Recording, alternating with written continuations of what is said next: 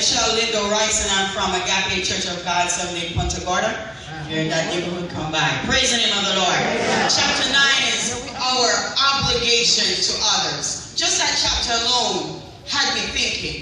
Because I've been in church all my life, and one of the things that we always hear is that, you know what, I'm responsible for myself. When God comes, I got to stand before him by myself. I got to answer to him for myself. Guess what? This chapter is saying it's our obligation. We have an obligation to each other. The author talks about accountability and obligation.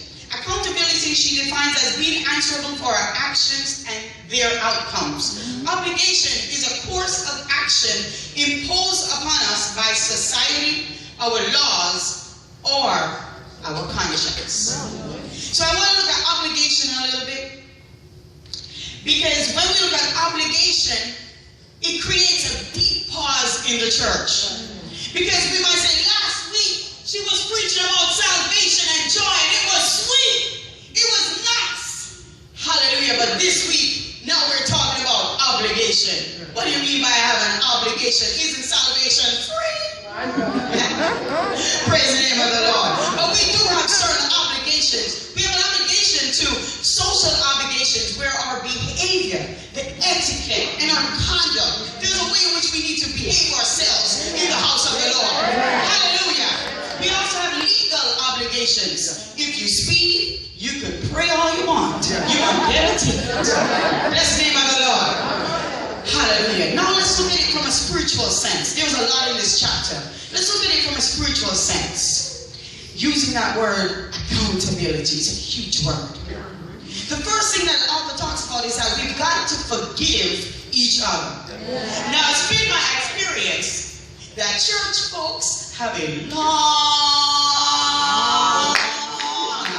memory. I could just visit a church and you could say, hey, Sister Rice, that lady that you see right there, she had that baby while she was singing at the choir. And I'm going to say, what? Where the baby at? When I look, it's a 20-year-old. Our memory's too long, Church of God. How long does it take for a person to change? How long did it take for Paul to have his Damascus Road moment? Hallelujah, praise the name of the Lord. But yet we remember things that happened yesterday when God has made me a new person. Today, hallelujah, I went to my bed a sinner and I woke up a saint. I don't want to hear about my dirt of the past. Hallelujah, because God has washed me in his blood and I've been clean. Hallelujah. But some of us are worried about whose daughter is that? Hallelujah. I'm a child of the King. Praise the name of the Lord. Next of all, the author mentioned supporting each other.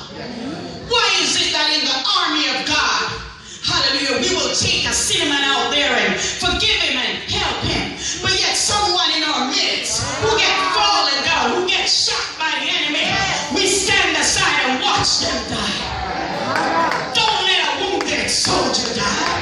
Bear ye one another burdens. There is a time when you got to take somebody by the hand. You're my brother, you're my sister. Hallelujah. I need to take somebody by the hand and show them that no matter what you've been through, hallelujah, God still loves you. Hallelujah. You know how I know about that? Because I've had those moments several times. Hallelujah. We've got to forgive one another and support one another. The author also mentioned that we are members of a body. We each have a specific role. The problem with the Church of God is that we will not abide in our calling. Bless the name of the Lord. God did set up the body right. The head bone connected to the neck bone. The neck bone connected to the shoulder bone. The shoulder bone to the backbone. And all the way down to the toe bone. But yet the toe trying to be the head. I am not going to church if I see the man come out with his toe in his hand. Glory be to the name of the Father.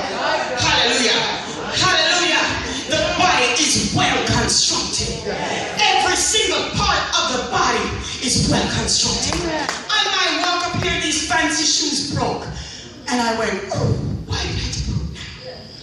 But in all my 40-something years, I have been walking on my foot, and I have never run out of foot bottom.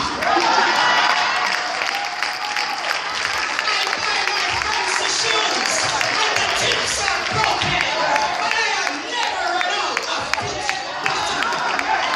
So the body is well made. Whatever you are called to do it to the glory and honor of God. David said, I'm not about to be a doorkeeper. You need to say they have a big women's day program, and all they put me to do is this. Hallelujah. Whatever you are asked to do it to the glory and honor of God. We will not despise it. Hallelujah. Praise the name of the Lord. We are members of a body. And then she even addressed parents. She said, parents, train up the children in the way that they should go. So we all have these obligations. We gotta treat them like that ointment that run down Aaron's beard. Remember that? Praise the name of the Lord. They're a blessing. They're a gift from God. We cannot say to our kids, I brought you here. I'm gonna take you out. Hallelujah. We gotta bury that under the blood of the Lamb. Hallelujah. Parents also have an obligation. But the best way to fulfill it is to live it. Hallelujah. They always say, pastor kid's bad. I'm a pastor kid. Praise the name of the Lord. But the reason is that you gotta be the same person that you are in church. You cannot be a church, hallelujah, from sunset to sunset. Holy. Hallelujah. And then I'm arguing and fighting in the middle of the week. I don't know what's going on in your house, but God does. And your children know. Finally, she says, pastors, woo, feed your sheep. You know what the Bible talks about? How can you preach others in and you yourself be a castaway? Hallelujah. I don't have the time to get into that. Praise the name of the Lord. But she said in there, she brought up that verse, Acts 20:28, that Christ purchased the church with his precious blood. How are you treating the church of God? Hallelujah. It is not your church. Glory be to God. This is not Pastor Haynes' church. I came to visit Treasure Coast Church. Hallelujah. But this is a church of the living God. Hallelujah. And the gates of hell shall not prevail. And so, before that feed your sheep comes something else when you are converted. Hallelujah. Yes, feed my Hallelujah. sheep. First comes that conversion. And we heard about it from the chapters before. Then it says, feed the sheep. Why? Why should we do this? The author says, because we don't want to be lost. Why should I make my body holy? Why should I present myself as a living sacrifice? The reason why I'm living this life is I don't want to be lost. I don't want to, when he comes, he says, depart from me. I don't know you. I want him to say, well done. Hallelujah. Well done. My good and faithful servant. Enter into his rest.